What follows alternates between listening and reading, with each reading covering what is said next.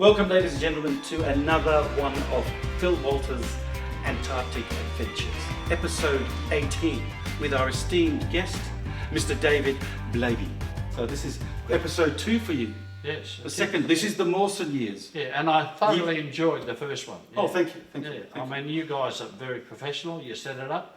We just have to hope that our memory doesn't sort of wander like the fishing trip. You know, I caught this fish that was so long, and then that's actually. But wasn't that the fishing trip you went on in the first time when your wife said, "Literally, I've signed you off. See you later. Goodbye." Yeah, good memory. Yeah, you're right. Yeah. Well, one of the things I was interested to ask before we go any further is, why did she sign you up for the second time? I like that. Yeah. Well, she didn't. I actually. Oh, you did. No, I'm sure I told you that. I was in Tom Price. My wife had relocated to, deliberately relocated to Perth because the kids were booked into St Mary's, and she was a school teacher, and she relocated to Scarborough High School. Whilst I was down there on my own, I got a call from the Antarctic asking me would I be interested in the plant inspector's role at Mawson in the 79-81, the summer of 80, right? And I went, so I didn't even apply for it. They actually rang me and asked me would I go, and after some deliberation and manipulation, I think he said. They said it was. Well, they said, oh, it's X number of dollars. I said, you want me to take a pay cut? Anyway, that was sorted out, and I think basically the next day or the day after that, I was in bloody Perth doing medical and interviews with the psych and centre, and after about 4-hour paperwork and an autobiography of oneself, and I went in there and she said to me, "Oh, you sound fairly suitable for the role," and she kept talking, and then she said, just out of the blue, she said, "So, what about sex? What do you do for sex?" And I went, "Shit, hang on a minute. This is in my head." Yeah. Oh, well, what a question to ask. And I said, "You tell me what you do, and I'll tell you what I do." Yeah. And she said, "Good answer." The only image I had was mattresses strapped to your back. That's what I thought. That was a good one. All right, so you took the job. Yeah. This is to Mawson. Yes. And what was that? 79, 80. 79, 81. 81, because you got left behind.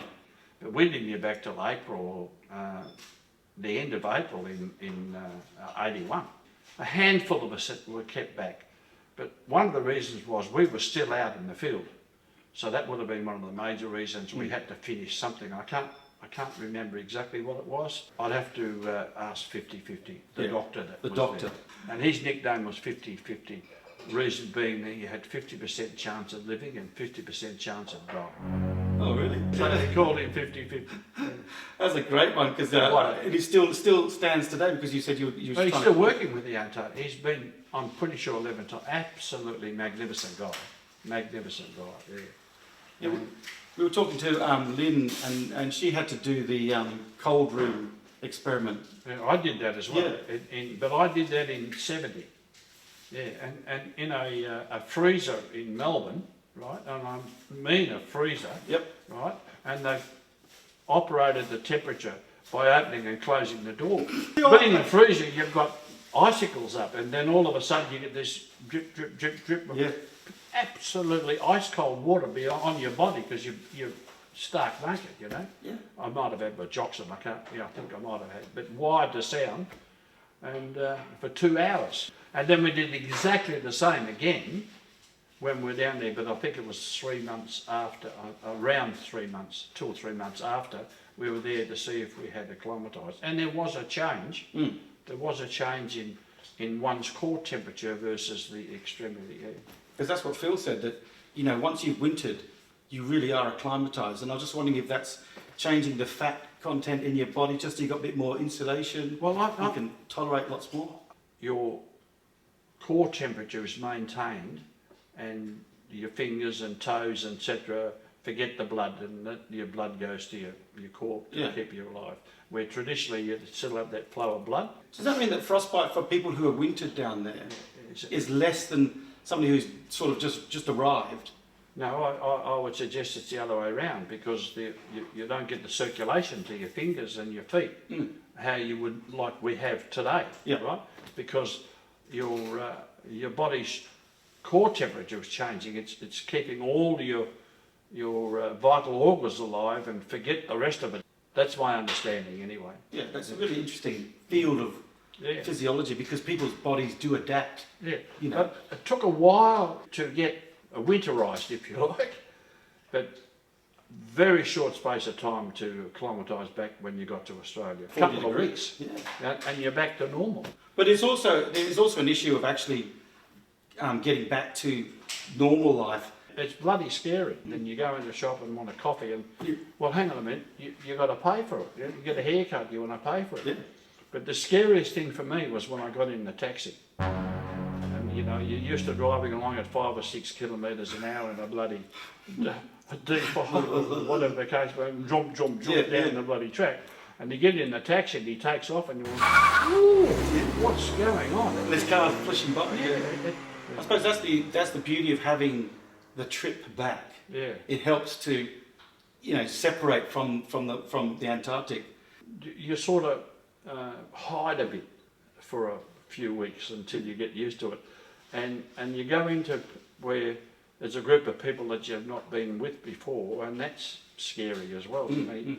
Difficult to communicate to them, and they keep asking you questions, Because you're become a unique person. It's a unique experience that not many people have. Yeah. And like you said, when you meet with your friends in the get-togethers, it's a bear hug. Well, particularly the Mawson mob, very, very close. We were close at Casey, right? And then 10 years later, we were closer at Mawson. And I had a wonderful year at Casey. I never thought for 1 minute that I would have another year that was as good as that. But not only was it as good, it was better. And we still communicate. To this day and age, still communicate. Well, the mob at Mawson, there wouldn't be too many you wouldn't ride the river with, those there.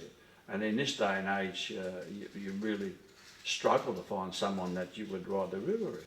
Someone could be walking behind you. You don't have to turn around. You know by the sound of the footsteps who that person is. Okay, that's intimate, isn't it? That particular walk is 50-50, or is Jumbo, or someone else, And nowadays they've got bloody 5-star, 6-star, 7-star bloody hotels. Well, we had a little donga that was about 8 foot by bloody 6 foot with a curtain across it, And you weren't allowed to go into that place unless you knocked on a bit of timber that sort of held your curtain. Yeah, because that was your own isolated spot, isn't it? Yeah, and then, come in, and they'd slide the curtain across and come in. Oh, look, it was magnificent life. Best years of my life. Taught me about me. Yeah, I think that's what you said last time. It actually made you sort of the person you became. Without a doubt. Yeah. That's true, yeah. All right, so we've gone to Mawson. You're there as a diesel mechanic? No. No, plant inspector. Plant inspector, that's right. Yeah. Just talk about your day-to-day routine. You said that the boffins have a very strange schedule. Well, they seem to sleep more than than the others. Don't believe him. Now, the day-to-day routine, so the meteorology department and the radio group, they're 24/7.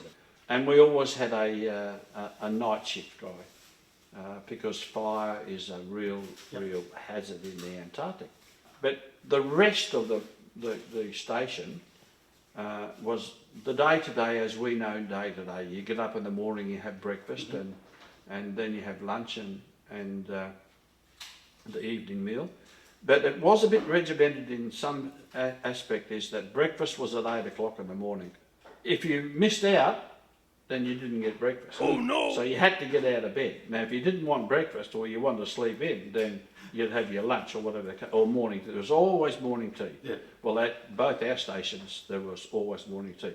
And that was normally a Boston bun, fresh Boston bun with the ice and the coconut over it. And the chef at Mawson, not at Casey, that's different again, the bastard went on strike. Well, we know that's a legend in itself. Yeah. And he loved the mechanical workshop, the Diesel, so he would make a Boston bun specially or two, especially, and bring down the butter and the Boston bun to the Dizo workshop, right? And we were quite spoiled in some aspect. But the other thing that really surprised me, because it's the driest and coldest continent on earth, you'd cut a slice of your Boston bun, and now I am not joking. Go to the toilet, come back, and you could feel that it was dry. Yeah. Did you find that? I can't remember. You probably didn't have a Boston bun like we did. No. That's probably what it is. Hey, just a question. Did they call it chompers for your year? Yes. Yeah. Chompers? Right. Sorry? Yeah, morning and afternoon tea was chompers. Oh, okay. And the siren would go, and then the dogs would all start howling. And the slushy was the one that always did the morning and afternoon teas. That's the washer up, isn't it? Mm. Yeah. So you were a slushy for the 6 days. The 7th day you were the cook. Then the new slushy would come in and be the slushy, and then he'd go for the 6 days, and then he would become the chef. Only guy really that had a nominated day that was allowed to have it was the cook. Mm. So he worked a lot. He never ever cooked on a Sunday or did anything on a Sunday. Did you guys have a little shop so you could No. buy like little snacks? No, we had what they call a fort, which most years was locked. Ours wasn't locked, and I believe Phil's wasn't locked as well. And that had the Christmas presents, the birthday presents, the chocolates, and all the clothing that you may well need, from shoes to the whole works and jerks, right? Mm. So that was the shop, if you like. So when we got down there, the fort was locked. No. And our guy, Sid Kirkby, and you would have heard of Sid Kirkby, he's probably one of the most renowned Antarctic explorers there is. And he's in his 90s now. He turned and said, hey, we are grown men. Yeah. I'm not going to lock the fort. If it's empty halfway through the year, then it's your own fault. That's right. And my understanding was at the end of our term, there was more supplies in there than any other year that happened. Oh, how crazy is that? Because Yeah. nobody could be bothered, or just... Well, I mean, that's people, come up and say, look, I want to get this or I want to get that. And the OIC would open up the bloody fort and you go and get what you wanted. So if we were on a Travis, we'd go and get our chocolate and whatever the case may be. But that's all we would take. We wouldn't take what was not needed. Mm. Yeah. It worked really well. We were treated like adults. Precisely. One of the years they banned any military person to be the OIC because of that overbearing nature that they had, and you were dealing with people who were adults, knew what they knew how to survive, knew how to work normally. Yeah. They didn't need to be told these are the rules, these are the rules, these are the rules. Yeah. Well, we had military people there that wintered with us, but they were radio people, right? And one was a weather guy. You're a professional in what you do. Precisely. You're a grown man. Yeah. You don't need to be told to go to the toilet or to eat. So, well, you did with the siren, obviously. And you need Joe Blogg to get through the year. Yeah. You need each other. You need to work together. Yeah. And as Phil said, there's times when it becomes a real problem because there's clashes between people and it becomes very dangerous. And there was, but we never had a fist fight at Casey, and never had one at Mawson. There were some one or two heated arguments, but it didn't come to blows. Yeah. So, and everybody made sure that didn't happen, and it was. It's really hard to explain the atmosphere. But this is also the fact that your main enemy is the elements. Is the environment. Yeah, the environment will bite you if you drop your guard. Like that. We had ropes connecting between the buildings so that during a blizzard or something you hung onto the rope. Because realistically, you put your hand in front of your face in a real blizzard, you can't see it. Yeah. You cannot see your hand. Or breathe even. Oh, gee. I think I told you the story about going to the powerhouse. Yeah. I had to put my head in the bloody snow with my arms like that to get a breath of air. So that's the extremities of the environment where you can just literally suck the lungs. The wind will pick you up. The wind will pick you up. Phil said that one of his mates got blown off nearly got off the base. Yeah. The wind's so strong they would pick up a 200-litre drum of fuel and just like a flag, and off it'd go. And that's another thing. You know, you've got things flying around in a blizzard. So we had some huge winds. And they don't last a couple of hours, they last days sometimes, don't they? Oh, they do. And in the Vanderbilt Glacier, we had the Otago caravan, which is an American one. And they had big skis on them that come off an aeroplane, articulated front. Very, very heavy. It had a hatch in the middle and the door on the side. The weight itself was around 4 tonne. And in the Vanderbilt Glacier, because people didn't really understand the strength of the wind, etc., the camp was parked in a bit of a gully. Oh yeah, yeah. Yeah, and then like a funneling effect. And the wind came up and overturned that caravan, and the powerhouse caught on fire. So that's those near miss, you know, thing where things catch fire. And like you said, when you put a match on a piece of wood, it literally starts burning straight away because it's so incredible. So weekends. Saturday, you said, what do you do Saturdays? Well, duties around the camp, so it's always something you do. I mean, if there was food storage to be relocated, because food's every 5 years. Right? That's what you said, yes, 5 years storage. And they take the last year or whatever it is back to Australia. So we'd have to build scaffolding, racks, etc. outside, and whatever duties had to be done, and there were various, some repairs, building repairs, etc. And so we always kept pretty busy. And then we'd have on the Saturday night, we'd have a wine evening meal. And we'd have it Wednesday as well. It sounds like, you know, a bunch of ruffians from, you know, having a wine tasting night tonight. What sort of wines would you have down there? Is there somebody would ever put in their backpack on the way down? No way, no. That was very well planned prior to leaving Australia. There was a couple of us selected to go and choose the wine for the year. Yeah. It must have been a nice job. So I don't know whether that happens now, probably not. Yeah. And we had our own brew as well. And my understanding now is you're not allowed to do any brewing of alcohol at all down there now. We had a ration, I can't remember, 2 or 3 cans a week, right? I thought it'd be a day. No, not a day. Cans of beer? No. But we had the wine night where you had beer, and so that was Wednesdays and Saturdays. Then you had the allocation of chocolate too. That never bothered me because I was never a beer man anyway. So, and we used to barter with our beers. But you have smokes as well, didn't you? Oh no, yeah, that was free. Yeah. Yeah, but you get a packet of cigarettes, and you put it in your mouth and you do that, and all the tobacco would fall out of it. Yeah, it's so bloody dry. I smoked in 70, but not 80. Yeah.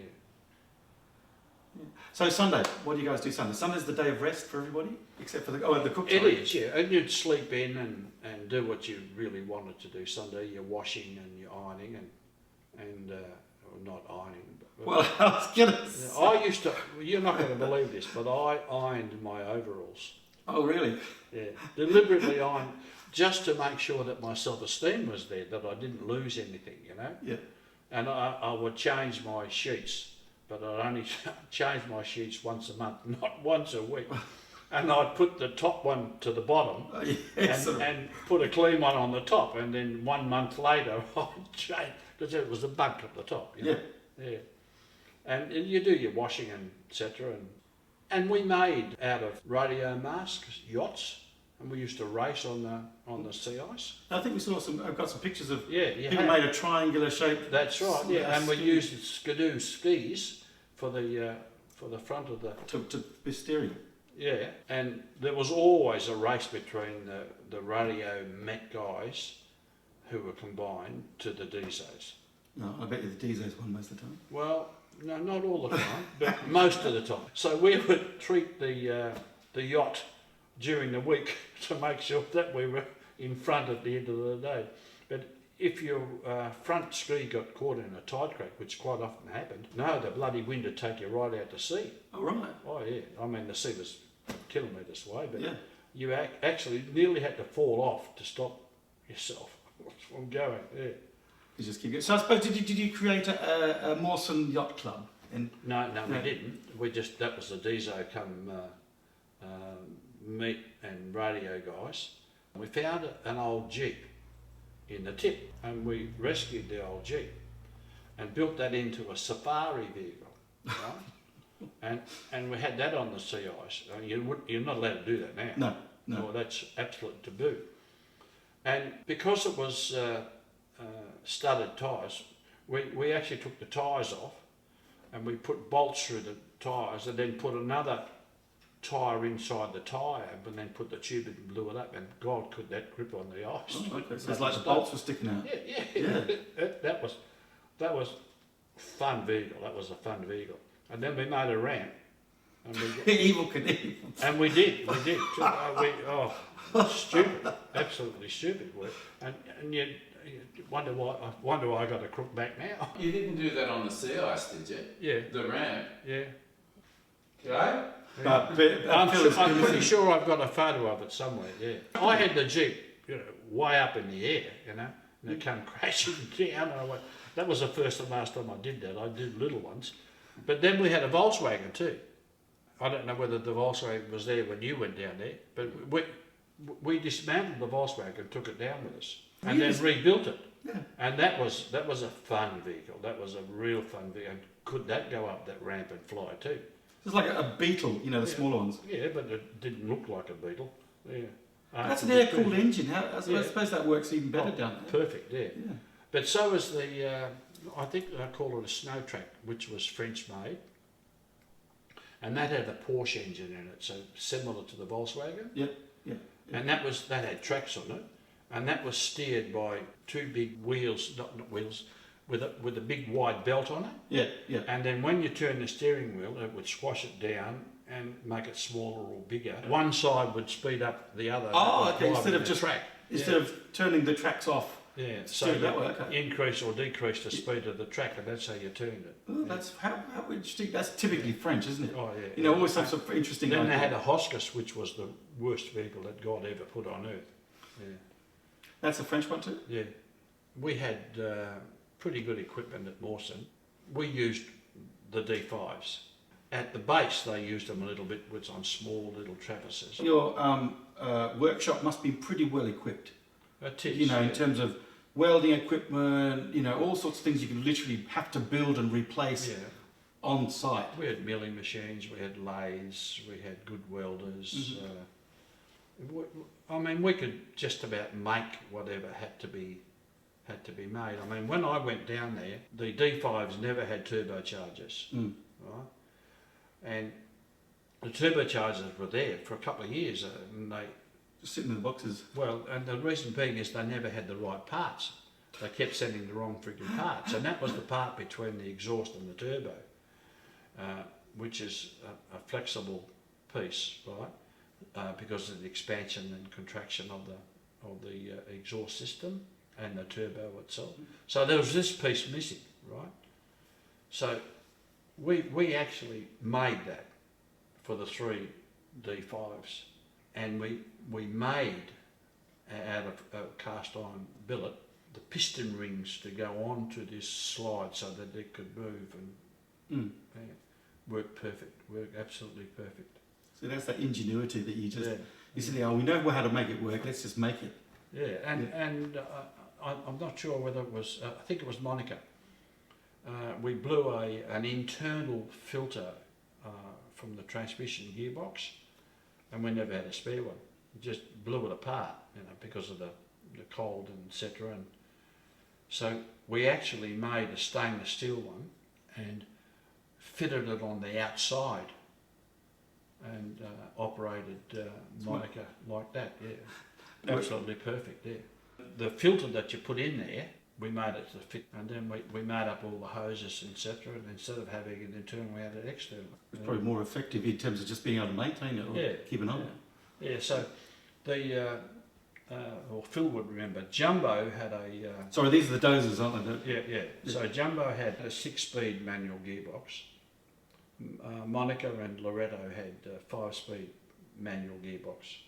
Jumbo had a DPA fuel injection pump, which is so that's indirect injection, where Monaco and Loreto had a direct fuel injection. So that is Sims fuel injection pump, which was high pressure. And Jumbo had to have a pre-combustion chamber because it had low pressure.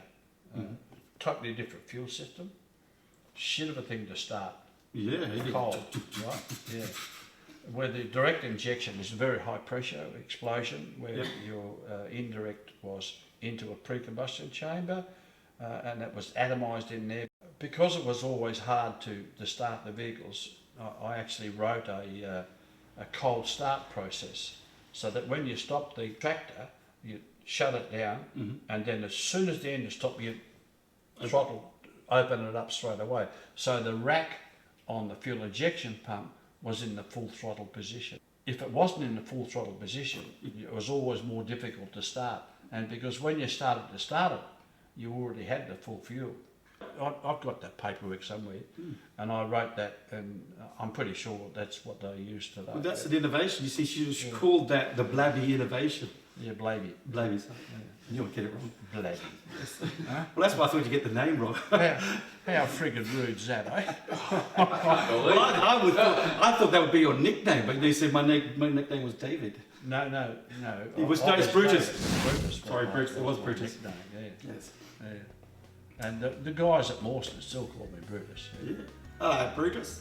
And sounds like a Monty Python and sketch. Stupidly, I told one of my mates at the men's here, that was my best man at my wedding just a year or so ago. I told him what my nickname was. And that was a stupid thing to say, you know, because now he turned around and says, "Hey, you going, Brutus?" There you go, Brutus. Ain't you, Brutus? Yeah.